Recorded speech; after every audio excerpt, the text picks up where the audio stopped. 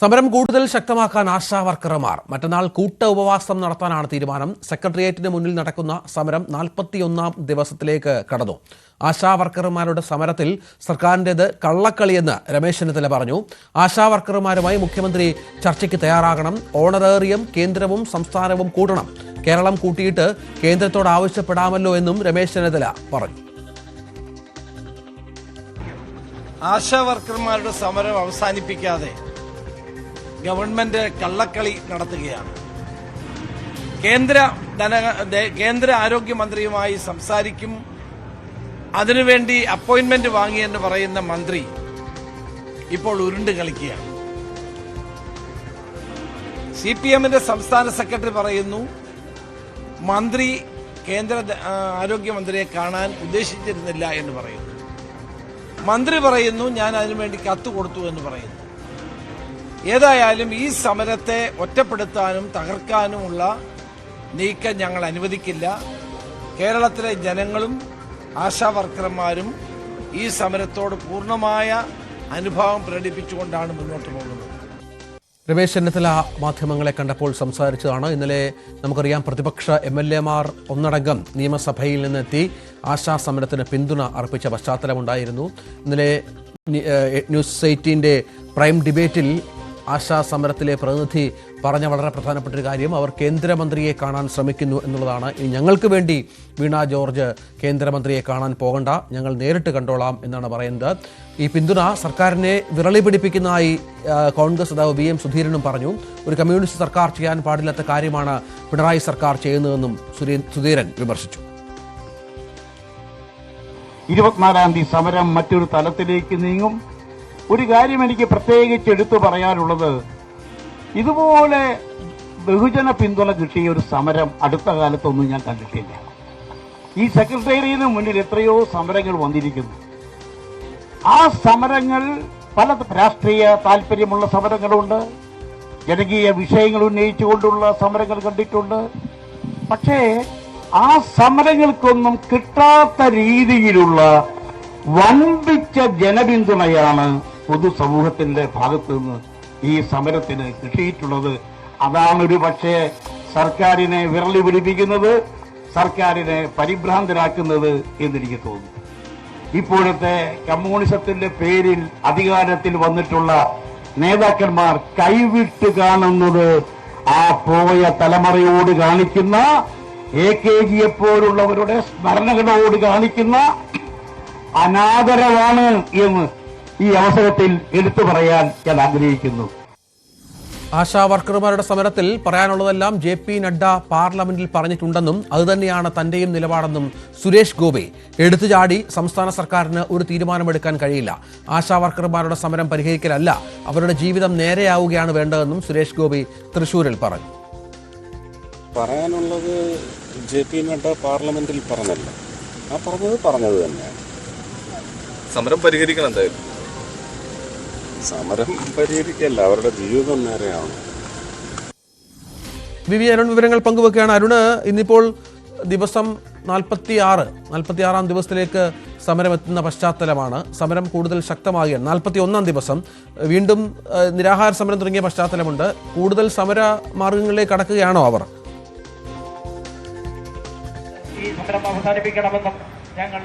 തീർച്ചയായിട്ടും സമരം ഓരോ ദിവസവും ശക്തമാവുകയാണ്. നിരാഹാര സമരം 3ാം ദിവസം പിന്നിടുമ്പോൾ അടുത്ത തലത്തിലേക്ക് കൂടി നീങ്ങുകയാണ്. അതായത് 3 ആശമാരാണ് ഇപ്പോൾ നിരാഹാര സമരത്തിലുള്ളതെങ്കിൽ കൂടുതൽ പേർ ഇവിടേക്ക് പിന്തുണയുമായി എത്തും. അത് നിരാഹാര സമരത്തിന്റെ രൂപത്തിലല്ല. ഇപ്പോൾ കോൺഗ്രസ് നേതാവ് ബിന്ദു കൃഷ്ണ അടക്കമുള്ളവർ ഇവിടേക്ക് വരുന്നുണ്ട്. കൂടുതൽ ശക്തമായ സമരത്തിലേക്ക് പോകുമ്പോൾ തിങ്കളാഴ്ച ഇവിടെ കൂട്ട ഉപവാസത്തിനാണ് തീരുമാനം. കൂട്ട ഉപവാസം നടത്തി സമരക്കാർക്ക്, നിരാഹാര സമരം അനുഷ്ഠിക്കുന്നവർക്ക് പിന്തുണ നൽകാനാണ് ആശമാരുടെ തീരുമാനം. അതിന്റെ ഭാഗമായി സംസ്ഥാനത്തിന്റെ എല്ലാ ഭാഗങ്ങളിൽ നിന്നുമുള്ള ആശമാരോട് തിങ്കളാഴ്ച തിരുവനന്തപുരത്തേക്ക് വരാൻ നിർദ്ദേശം നൽകിയിട്ടുണ്ട്. ഈ കൂട്ട ഉപവാസ സമരം നടത്തിക്കൊണ്ട് ഇവർക്ക് ഐക്യദാർഢ്യം അർപ്പിക്കുകയാണ് പ്രധാനം. ഇപ്പോൾ സമരപന്തലിൽ ഈ നിരാഹാരത്തിലുള്ള നേതാക്കളെ കാണാം. അവർക്ക് വലിയ ഒരു പിന്തുണ പൊതുസമൂഹത്തിൽ ലഭിക്കുന്നുണ്ട്. നിരവധി സംഘടനകൾ, അത് പലതരത്തിലുള്ള സംഘടനകൾ ഇവിടെ ഐക്യദാർഢ്യവുമായി എത്തുന്നുണ്ട്. കാസർഗോഡ് അടക്കമുള്ള ആളുകൾ ഇവിടെ ഈ സമരപന്തലിലേക്ക് വരുന്നു. മറ്റ് പാലക്കാടും മറ്റ് പല ജില്ലകളിൽ നിന്നുള്ള ആളുകൾ സമര പന്തലിലേക്ക് എത്തുന്നുണ്ട്. ഇപ്പോൾ കാസർഗോഡ് വെള്ളൂർ FHSC, കുമ്പടാജ FHSC കാസർഗോഡ് നിന്നുള്ള ഒരു സംഘമാണ് ഇവർക്ക് പിന്തുണയുമായി എത്തുന്നത്. കന്നഡയിൽ അവർക്ക് പിന്തുണ അർപ്പിക്കുകയാണ് ഇപ്പോൾ. ಅಭಿನಂದನೆಗಳು ಅಭಿನಂದನೆಗಳು ಅಭಿನಂದನೆಗಳು ನಿರಾಹಾರ ಸತ್ಯಾಗ್ರಹಕ್ಕೆ ಅಭಿನಂದನೆಗಳು ನಿರಾಹಾರ ಸತ್ಯಾಗ್ರಹಕ್ಕೆ ಅಭಿನಂದನೆಗಳು. കാസർഗോഡ് നിന്ന് വന്നവരാണ് അവർ. ഇത്തരത്തിൽ ഈ നിരാഹാര സമരത്തിന് അഭിവാദ്യം അർപ്പിക്കുകയാണ്. തിങ്കളാഴ്ചത്തെ സമരം വളരെ പ്രധാനപ്പെട്ട ഒന്നാകും. ഈ തിങ്കളാഴ്ച എങ്ങനെയാണ് ശരിക്കും ഒരു സംസ്ഥാനത്ത് മുഴുവൻ ഭാഗം നാളിൽ വരിക? അതെ, തിങ്കളാഴ്ച 24-ാം തീയതിയിലാണ്. അന്നേ ദിവസം ഇവിടെ നിരാഹാരം അനുഷ്ഠിക്കുന്ന ആശാ പോരാളികൾക്ക് അഭിവാദ്യം അർപ്പിച്ചുകൊണ്ട് ഐക്യദാർഢ്യപ്പെട്ടുകൊണ്ടുള്ള കൂട്ട ഉപവാസമാണ് എടുത്തിരിക്കുന്നത്. അപ്പോൾ ഇവിടെ വരുന്ന മുഴുവൻ ആളുകളും അന്ന് ആശാ വർക്കർമാർ വന്ന് ഉപവാസത്തിൽ പങ്കെടുക്കും. അത് കൂടാതെ മറ്റു ജില്ലകളിൽ നിന്ന് വരാൻ പറ്റാത്ത ആളുകൾ അവരവരുടെ സെന്ററുകളിൽ ആ ഉപവാസം എടുക്കുന്ന ഒരു പരിപാടിയാണ് എടുത്തിരിക്കുന്നത്.